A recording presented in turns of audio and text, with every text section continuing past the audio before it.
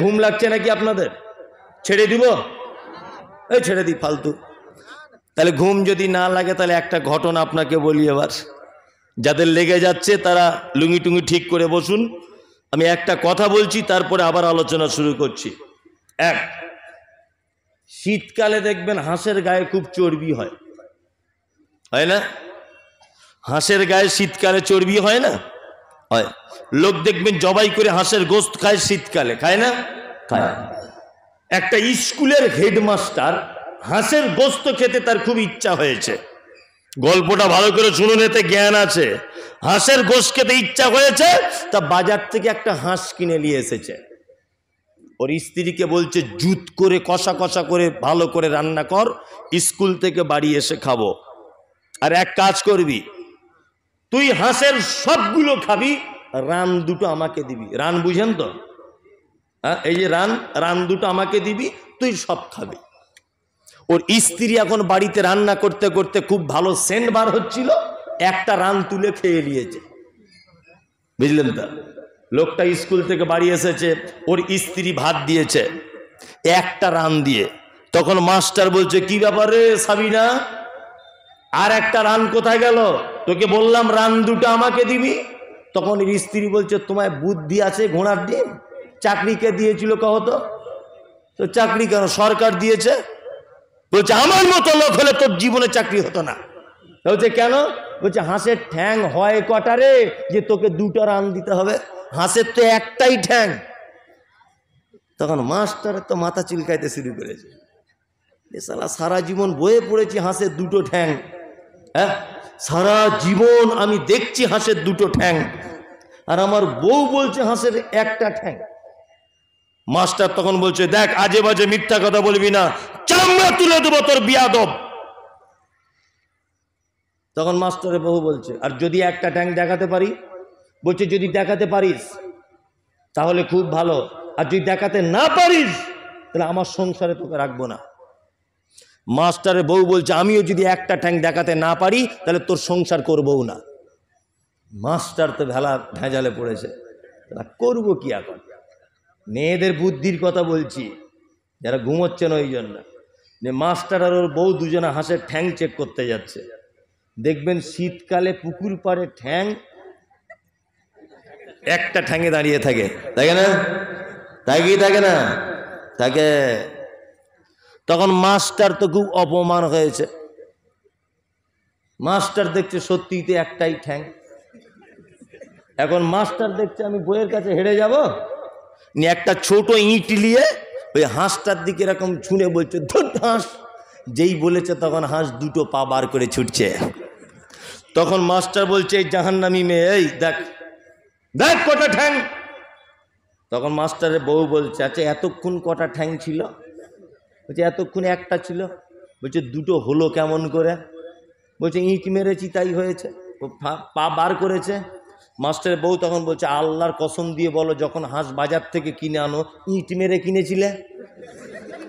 বলছে না, ইট মেরে তো কেনা হয়নি। বলছে তাহলে ওই মালটার একটা পা ছিল, তুমি এইটা ইট মেরেছো বলে দুটো পা হয়েছে, ওটা তো আর ইট মারোনি। কি বলছি বুঝতে পারছেন না? একটু আগে বলেছি না, ওদের পাল্লায় যে পড়েছে তার 12টা বেজে গেছে। বুদ্ধিমানের বুদ্ধি নষ্ট করে দিবে, কোটিপতির ধন নষ্ট করে দিবে। এর নাম কি?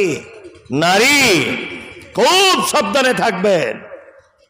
চলুন এইবার আপনাদেরকে একটা ছোট্ট হাদিসের অংশ শোনাই। আচ্ছা বলুন, এখানে যারা বসে আছেন আল্লাহর নবীকে কেউ চোখে দেখেছেন? কেউ দেখেছেন না? কিয়ামতের দিনে যেন একটু দেখা হয়, এই আশা আপনাদের কার কার আছে? আর তুলুন। মাশাআল্লাহ, সবার আছে, তাই না? সবারই আছে, নবীর সাথে যেন একটু দেখা হয়। চলুন হাদিস বলে দিই, নবীর সঙ্গে দেখা হবে কেমন করে। হাদিস বর্ণনা করছেন, নাম তার আম্মাজান আয়েশা, বাপের নাম হলো আবু বকর, মায়ের নাম হলো উম্মে হানি। হাদিসের পরিভাষাতে আয়েশাকে বলা হয় মুহাদ্দিসা। শুধু এখানেই ক্ষান্ত নয়, বিশ্বনবী যত হাদিস বর্ণনাকারিণী সাহাবিয়াগণ রয়েছেন তার মধ্যে এক নম্বরে রয়েছেন আম্মাজান আয়েশা সিদ্দিকা রাদিয়াল্লাহু তাআলা আনহা। শুধু এখানেই ক্ষান্ত নয়, আল্লাহর নবীর সঙ্গে বিয়ে হওয়ার আগে আয়েশাকে দুইবার স্বপ্নের মাধ্যমে দেখানো হয়েছিল। এইখানে শুধু ক্ষান্ত নয়, বিশ্ব নবী বলছেন, আমি খাদিজার বিছানাতে যখন শুয়ে থাকতাম আমার কাছে কোরআন অবতীর্ণ হতো না, কিন্তু আবু বকরের বেটি আয়েশা এত ভাগ্যবতী নারী, আমি আয়েশার বিছানায় শুয়ে থাকলে উপর থেকে কোরআন অবতীর্ণ হতো, আমার কাছে জিবরিল আসতো। শুধু এইখানেই ক্ষান্ত নয়, বিশ্বনবী অন্য কোন নারীকে উপনাম দিয়ে ডাকতেন না, অর্থাৎ নিজে নিজে বানিয়ে বানিয়ে কোনো নাম দিয়ে ডাকতেন না। দুইজন নারীকে ডেকেছেন, একটা নারীর নাম হচ্ছে খাদিজা, আল্লাহর নবী ডাকতেন তাহিরা বলে, আর একটা নারী তার নাম হচ্ছে আয়েশা, আল্লাহর নবী তার উপনাম দিয়েছিলেন হুমাইরা, মানে আয়েশা লাল রঙের কালারের পরিষ্কার ছিল, এই জন্য আল্লাহর নবী বলছেন তোমার নাম হচ্ছে হুমাইরা।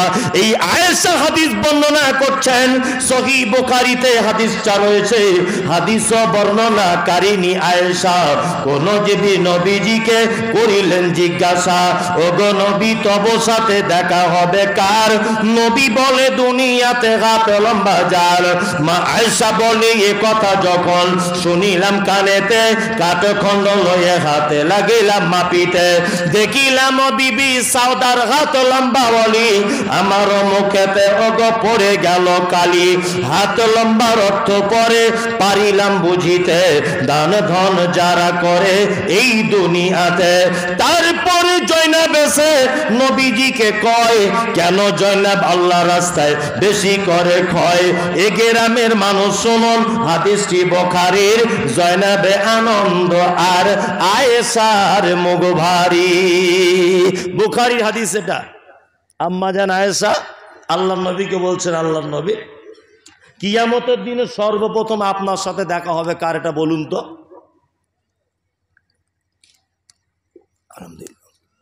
কার সঙ্গে দেখা হবে বলুন? আম্মাজান আয়েশা এই কথা বলার পরে নবীজি বলছেন যার হাত লম্বা তার সাথে দেখা হবে। আয়েশা ব্যাপারটা বুঝতে পারলেন না, একটা কাঠের লাঠি নিয়ে অন্যান্য বিবিদের হাতগুলো মাপতে লেগেছেন। দেখা যাচ্ছে বিবি সাওদার হাতটা লম্বা, আল্লাহ নবীর আর একজন বিবি আয়েশা তখন বলছেন, ইয়া রাসূলুল্লাহ তাহলে কি আপনার সাথে আমার আর দেখা হবে না? বিশ্ব নবী বলছেন, আয়েশা রে ওই রকম হাত লম্বা নয়, দানের ব্যাপারে যারা হাত লম্বা করে দেয়, আমি মুহাম্মদ সাল্লাল্লাহু আলাইহি ওয়াসাল্লাম বলছি কিয়ামতের দিনে তার সাথে প্রথমে দেখা হবে। যদি বলছেন মৌলভী সাহেব মাদ্রাসায় কিছু চাওয়ার লাইন করছেন নাকি, না, এটা আপনাকে একটা গুরুত্বপূর্ণ হাদিস বললাম, কি বলছি বুঝতে পারছেন না? তারপরেও একটা কথা বলে রাখছি, ভ্যাক না করলে কিন্তু কিছু ভিক মেলে না, কিছু ভ্যাক করা লাগে, লাগে না? দেখবেন বাজারে ঘাটে অনেক মানুষ ভিক্ষা চাইছে, লা ইলাহা ইল্লাল্লাহ, বাপ দুটো ভিক্ষা দাও, কেউ দেয় না। আর একজনা দেখবেন চালাকি করে সাদা কাপড়ের ব্যান্ডেজ করে উপরে আখের গুড় লাগিয়ে দিয়েছে, গুড় বুঝেন, গুড় লাগিয়ে দিয়েছে, নিয়ে মাছি পো পো পো পো করছে ওর উপরে। তখন লোকে ভাবছে মনে হয় ওর টাটকে অ্যাক্সিডেন্ট হয়েছে, যে 10 টাকা 20 টাকার লোড দিয়ে দেয়, নিয়ে ওর টাকা হয়ে যাচ্ছে এক পকেট, বুঝলেন না? তার মানে ভ্যাক না করলে কিছু মেলে না। এই গ্রামের নাম হাড় ভাঙা, হ্যাঁ হাড় ভাঙা। এই গ্রামের একটা ছেলে এই গ্রামে ভিক্ষা করে, এই গ্রামেরই ছেলে, তার প্রতিদিন চাল হয় 1.5 কেজি 2 কেজি, খুব জোর হলে 3 কেজি। আর ওই আপনার পাশের গ্রামে সুলতানপুর, ওইখানকার একটা মেয়ে এই গ্রামে ভিক্ষা করতে আসে, তার প্রতিদিন চাল হয় মোটামুটি 5 কিলো 10 কিলো 15 কিলো পর্যন্ত। এখন এই গ্রামের ছেলেটা মনে মনে ভাবছে, আমি গ্রামের ছেলে, আমার চাল হয় না, আর ও সুলতানপুর থেকে আসে, ওর এত চাল হয় কি করে? নিশ্চয়ই কোনো ব্যাপার আছে, ভিক্ষা করার কোনো ক্যাপাসিটি আছে, বুঝলেন না? এখন ছেলেটা মনে মনে ভাবছে যে ও কি করে ভিক চায় এটা আমি দেখব। মেয়েটা টোটো গাড়ি করে হাড়ভাঙা গ্রামের মাস্টার আব্দুল্লাহর গেটে দাঁড়িয়েছে। দুপুর তখন 12টা। দাঁড়িয়ে বলছে, আমি নবীর বেটি ফতেমা, বাড়ি আমার মদিনা, ভিকে নাহি দিলে তোরা জান্নাত পাবি না। মেয়েদের মন খুব নরম হয় না? এ বলছে আমি নবীর বেটি ফতেমা, মক্কা মদিনাতে আমার বাড়ি। এখন শফিকুল মাস্টারের বউ দেখছে, হলে হতেও পারে। মেয়েদের মন তো খুব নরম। ওরা দেখবেন বাপ মরে গেলেও যেমন কাঁদে, বাড়ির ডিম পাড়া মুরগিটা মরে গেলেও একই রকমের কাঁদে। এত নরম ওদের মন, বুঝলেন তো? ও যখন নবীর বেটির নাম শুনেছে 1.5 কেজি চাল দিয়ে দিয়েছে।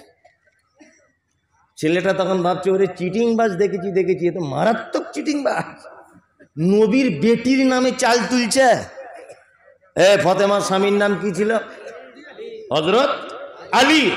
মেয়েটা আর একটা বাড়ি গেল, গিয়ে বলছে আমি নবীর বেটি ফতেমা, বাড়ি আমার মদিনা, ভিকে নাহি দিলে তোরা জান্নাত পাবি না। ছেলেটার আর সহ্য হলো না, আস্তে আস্তে করে মেয়েটার পিছনে টুকটুক করে আগিয়ে গিয়ে বলছে, আমি হলাম হযরত আলী, এতদিন তুই কোথায় ছিলি? তোর প্রেমেতে পাগল আমি, আজকে তোকে ছাড়ব না। তুই যদি ফতেমা হবি তা আমি হযরত আলী, চাল যা হবে দুজনা 50-50 বলে মারামারি লেগে গেছে, কঠিন মারামারি, বুঝলে? তার মানে ভ্যাক না করলে কিছু ভিক মিলবে না। আল্লাহ বলছে মুত্তাকি তো তারা, ইউনফিকুন, তাদেরকে আমি যে রুজি দিয়েছি তার থেকে আল্লাহর রাস্তায় কিছু দান করবে। মাদ্রাসা থেকে আসবে, মসজিদ থেকে আসবে, মক্তব থেকে আসবে, এতিমখানা থেকে আসবে, বিধবা আসবে, অসুস্থ আসবে, মিসকিন আসবে, ফকির আসবে। আল্লাহ বলছে তোকে আমি পরীক্ষায় ফেলে দিব। তোকে মাল দিয়েছি মানে যেমন কঠিন মাল দিয়েছি, তোর কঠিন পরীক্ষায় ফেলে দিব আমি আল্লাহ। পরীক্ষাতে পাস করলে ভালো, আর ফেল করলে তোর থাকার জায়গা জাহান্নাম। মাল দিয়ে মানুষকে পরীক্ষা করা হয় না? এই দেখুন, আপনাকে একটা বাস্তব জিনিস দেখাই। ব্যবসা করেন তো অনেক মানুষ, প্রতিদিন মোটামুটি 400-500 টাকা করে লাভ হয় না? হয়। একদিন দেখবেন হঠাৎ 3000 টাকা লাভ হয়েছে, খুব বগল বাজাচ্ছে, সালা আজকে দান মেরে দিয়েছি 3000, তাই না? আল্লাহ বলছে বান্দা শোন, 3000 যেটা দিয়েছি এটা তোর টাকা নয়, এটা তোর কত ইমানদারিতা আছে পরীক্ষা করার ব্যাপারে। 3000 টাকা নিয়ে রোদে পুড়ে পুড়ে বাড়ি এলেন, দুপুর 2টাতে গোসল করেছেন, ভাত খেতে বসেছেন। এই সময় একটা লোক দরজা আওয়াজ করে বলছে, আব্দুল্লাহ ভাই, আমার বেটির বিয়ের লেগে কিছু দাও। আব্দুল্লাহ তখন গরম দিয়ে বলছে, এইমাত্র রোদে কেটে পুড়ে পুড়ে এলাম, আর এখন টাকা চাইতে এসেছো? দুপুরে ঘুমাতে পারো না? আল্লাহ বলছে, আব্দুল্লাহ ফেল করে গেলি কেন? 3000 টাকা এক্সট্রা যে লাভটা দিয়েছি ওটা পরীক্ষা করার জন্যে। ওই 3000 টাকা দিয়ে তুই খেতে বসেছিস, সঙ্গে সঙ্গে একটা অন্ধ মানুষকে পাঠিয়ে দিয়ে পরীক্ষা শুরু করে দিয়েছি, সঙ্গে সঙ্গে একটা কাঙালকে পাঠিয়ে পরীক্ষা শুরু করে দিয়েছি, সঙ্গে সঙ্গে একটা অসুস্থকে পাঠিয়ে পরীক্ষা শুরু করে দিয়েছি। তুই যদি ওকে ফেরত দিয়ে দিস তাহলে এটা ভেবে রাখ, তার 1 সপ্তাহ পরে হলেও 6000 টাকা লস আমি আল্লাহ করিয়ে দেব। দিতে পারে কি পারে না? পারে। আল্লাহ বলছে 500 টাকা এতদিন তোকে দিই, এটা তোর টাকা তোকে দিই, কিন্তু আজকে হঠাৎ করে 5000 দিলাম মানে 4 জন অন্ধ মানুষের রুজিটা তোর হাতে দিয়ে দিয়েছি, আর তাদেরকে চাইতে পাঠিয়েছি।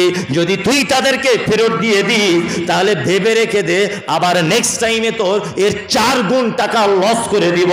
এটা হয় কি হয় না? আল্লাহ পবিত্র আল কোরআনে বলছেন, লাম তানালুল বিররা হাত্তা তুনফিকু মিম্মা তুহিব্বুন। তুমি যদি কল্যাণে থাকতে চাও, তুমি যদি নিজেকে ভালো রাখতে চাও, আমার আল্লাহ বলছে তোমার প্রিয় বস্তুকে আমার রাস্তায় দান করে দাও। প্রিয় বস্তুকে দান করো। আমি মমতাজুল ইসলাম, আমার নিজের মাদ্রাসা আছে, একটা মহিলা, সোশ্যাল মিডিয়াতে দেখেছেন না? আমাদের অধিকাংশ মানুষের দান কবুল হয় না। এই মাদ্রাসায় যে ছাগলগুলো আকিকার জন্য বা সাদকার জন্য আছে, শুধু ছাগলের কোয়ালিটিটা দেখবেন। কি মৌলভী সাহেবরা ঠিক বলছি তো? না যায় ছিঁড়ে খাওয়া, না যায় চেটে খাওয়া, এমন অবস্থা। ও ব্যাটার আকিকা দিচ্ছে, তা বাজারে গিয়ে ছাগল খুঁজছে, বলছে সব থেকে কম দামেরটা দেখাও।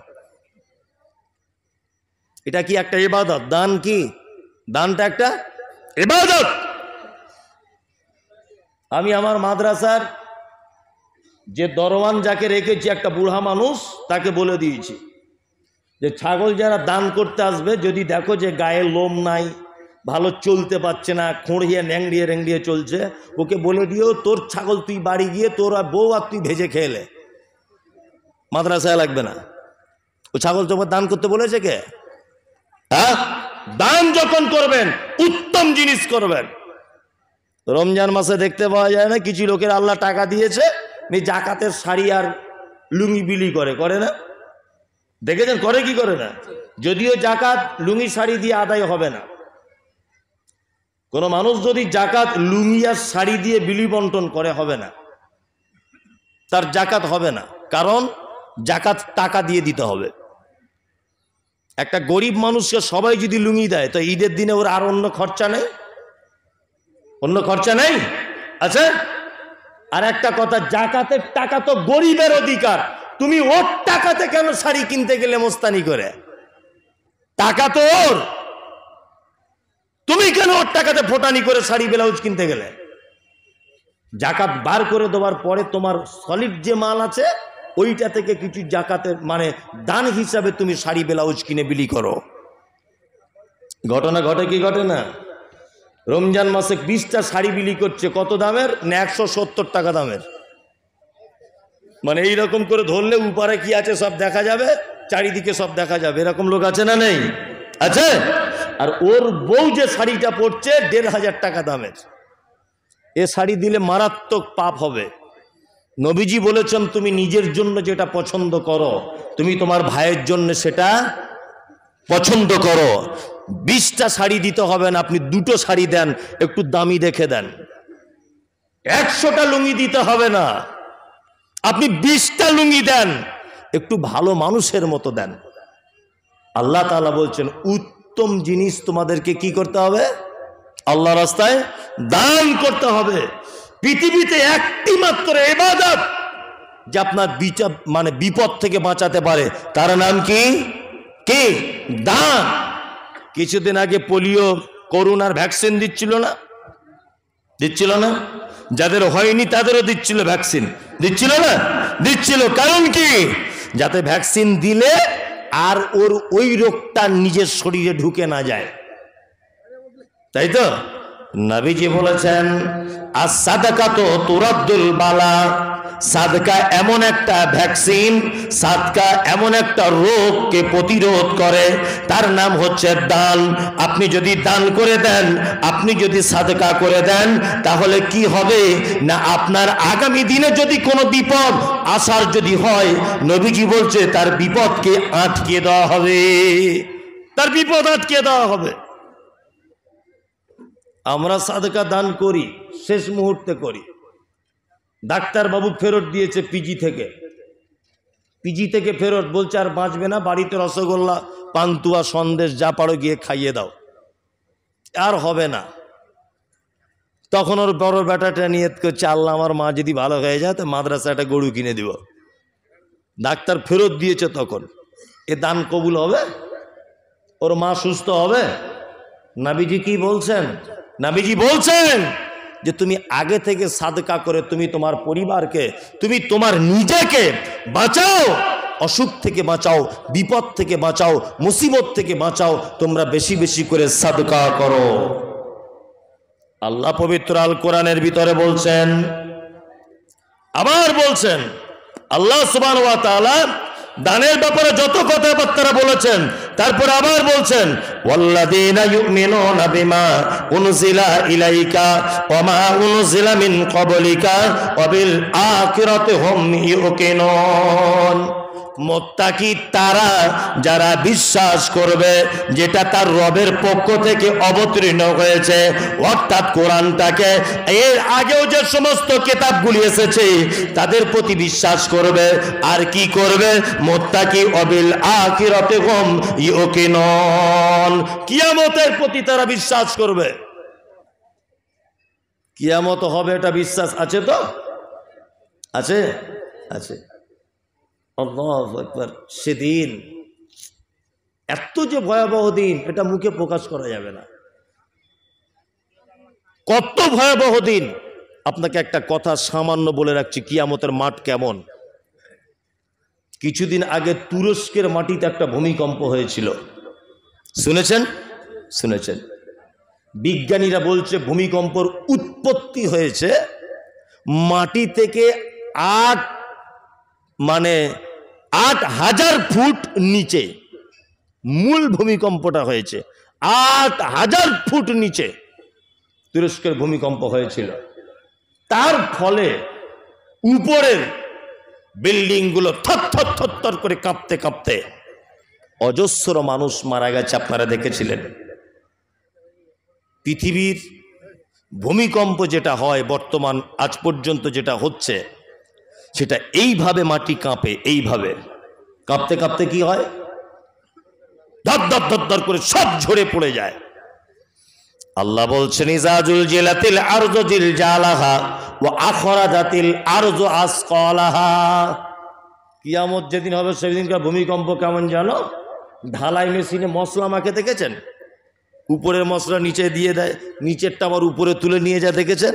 আল্লাহ বলছেন কিয়ামতের দিনের ভূমিকম্প ঠিক এইরকম। ওয়া আখরাজাতিল আরজু আসকালাহা, মাটির ভিতরে থাকা মালগুলোকে উপরের দিকে তুলে দেওয়া হবে। আল্লাহ, কি অবস্থা! আল্লাহ পবিত্র আল কোরআনের ভিতরে কথা বলছেন, ইয়া আইয়ুহাল্লাযীনা আমানু, ইয়া আইয়ুহাল্লাযীনা আমানু, এই তোমরা যারা ঈমানের স্বীকৃতি প্রদানকারী, তোমরা শোনো। ইয়া আইয়ুহান নাসুত্তাকু রাব্বাকুম ইন্না জালজালাতাস সাআতি শাইউন আযীম। আল্লাহ বলছে, হে লোক সকল, তোমরা রবকে ভয় করো, নিশ্চয়ই কিয়ামতের দিনের আযাব বড় কঠিন। কঠিন না? কঠিন। কত কঠিন? আল্লাহ বলছেন ইয়াউমা তারাউনাহা তাযহালু কুল্লু মুরজিআতিন আম্মা আরজাআত ওয়া তাযাউ কুল্লু যাতি হামলিন হামলাহা ওয়া তারান নাসা সুকারা ওয়া মা কুম বিসুকারা ওয়ালাকিন্না আযাবাল্লাহি শাদীদ। যেদিন গর্ভবতী মা তার পেটের বাচ্চাকে নিচের দিক দিয়ে ফেলে দিবে, বুঝতে পারবে না। মানুষকে দেখতে পাওয়া যায় মাতালের মতো ঘুরছে। একজন দুগ্ধ দানকারিণী মা তার বাচ্চাকে দুধ পান করাতে ভুলে যাবে, এর নাম কিয়ামতের মা। গোটা কিয়ামতের মা ইয়া নফসি ইয়া নফসি ইয়া নফসি, পানি পানি পানি। একজন মানুষ শুধু বলে উঠবেন ইয়া উম্মতি ইয়া উম্মতি, তিনি হচ্ছেন মুহাম্মদ সাল্লাল্লাহু আলাইহি ওয়াসাল্লাম। বিল আখিরাতি ইউকিনুন। আল্লাহ বলছেন মুত্তাকি তারাই যারা কিয়ামতের দিবসকে কি করে? কি করে? বিশ্বাস করে। এই কিয়ামতে নবী বলছেন সবার আগে আমার সঙ্গে তার দেখা হবে। কার?